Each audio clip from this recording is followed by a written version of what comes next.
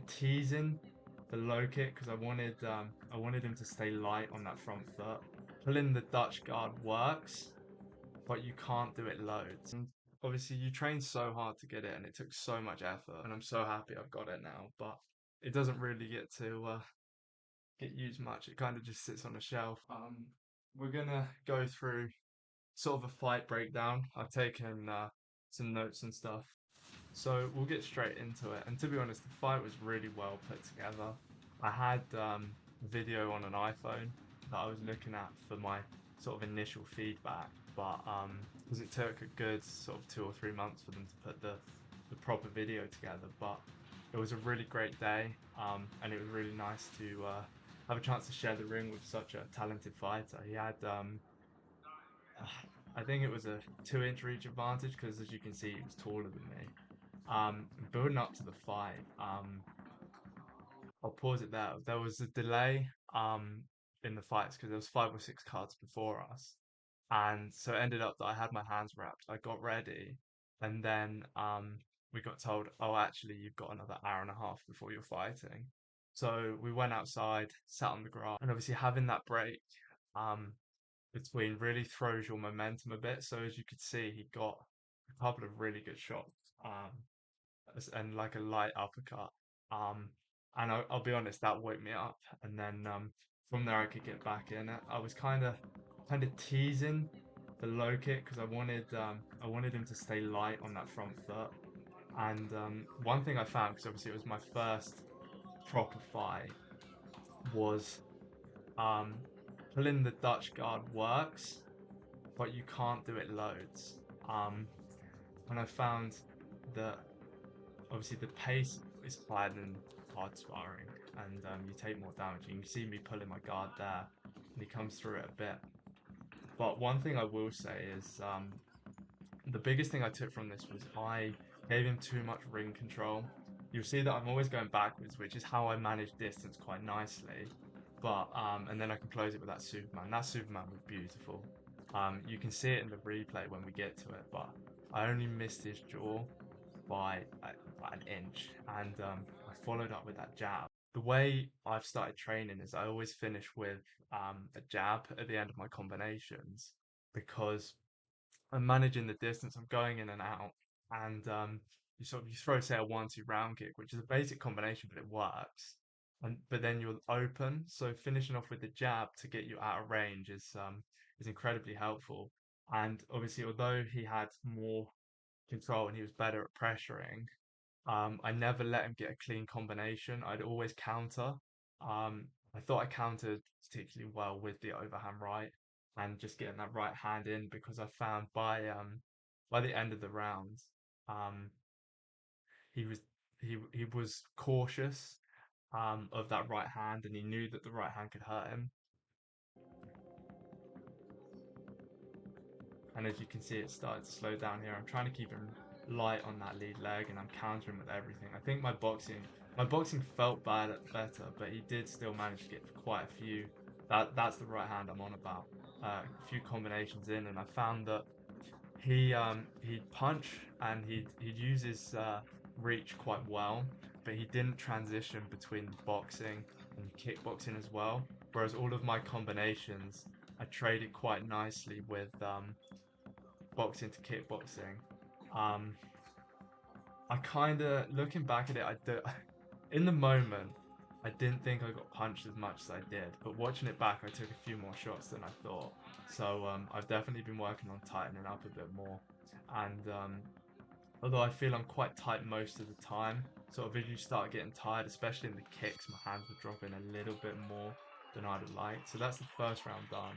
You can kind of see from a unbiased, because I'm going to be slightly biased, and everyone's going to be slightly biased to whoever they're supporting. But when you watch the replay that's been put together by the photographers, you can see sort of like an unbiased perspective, and that's a clean right hand in this combination, and you can see that um, that's the overhand that lands quite nicely. Unfortunately, they didn't show my Superman.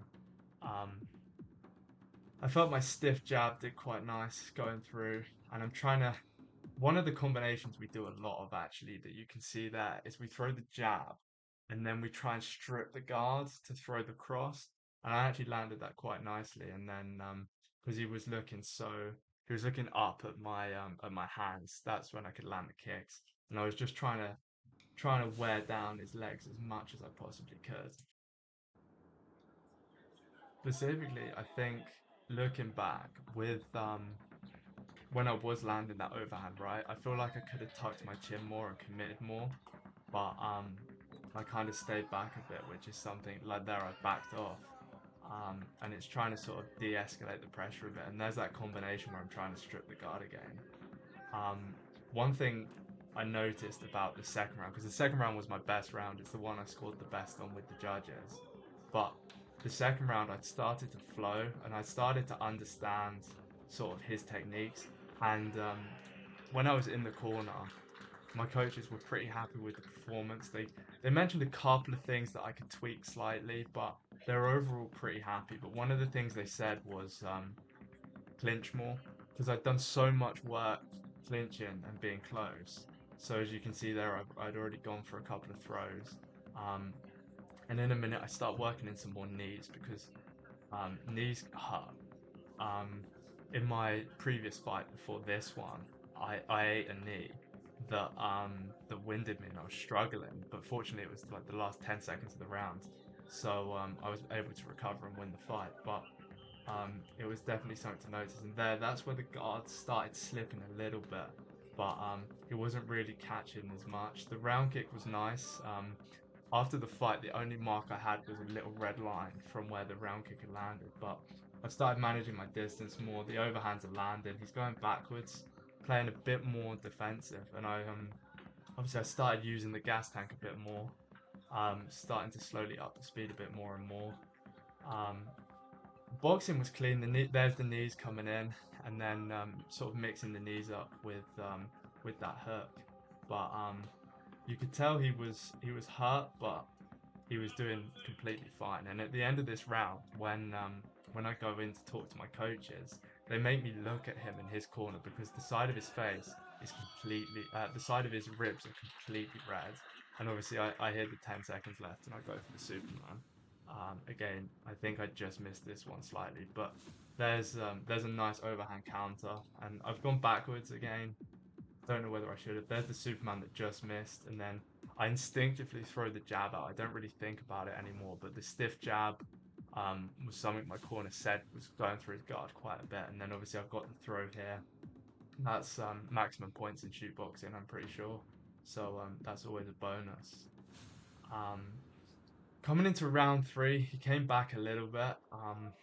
My coach had said to sort of like settle, take the round, but part of me wanted to push for a bit of a KO, which is why I played aggressive here. I've gone for a bit more ring control because obviously it's an away fight and you don't really want to leave it too much up to the decision. But I was there to enjoy myself. It was a learning experience after all. Um, I was getting a bit tired, a bit sloppy there.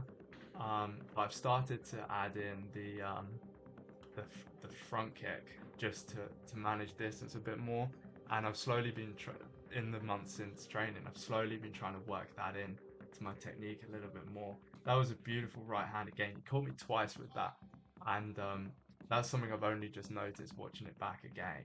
But I'm gonna work on that hook because that's landed too many times, and that could they could punish me on that. But here's the clinch again. I wanted to try and keep him on the ropes more, but obviously having the height advantage, it was really hard to keep him in a tight clinch. And then the right hand's landed there on me again. But yeah, there he's in the corner again, but he does really well at controlling my head. That was something that I didn't quite do as well because I was so focused on going for the knees that I sort of gave up a bit of head control when really I wanted to break the posture and hold him. Um, but I defended against his knees quite nicely and managed to get a few in myself. Looking at it, I was pretty happy with how I clinched. I defended all of his quite well, and I think the clinches was one of the stronger areas of my game, and I knew I was better. And throughout the fight, I was just still trying to wear down that leg because if he stays light on it, he doesn't hit with as much power because he doesn't want to put too much weight on it. And I think if there was another 2 or 3 rounds, I would have worn it down more. Obviously, we have some light shin guards on, so it's not as painful as if we didn't. But you can kind of see there that his ribs are getting a bit red, and the guard's starting to slip a bit. And you could tell that I was tired because obviously there's 2 minutes left. You're just trying to empty the gas tank for those last 2 minutes. But there's those hands being dropped.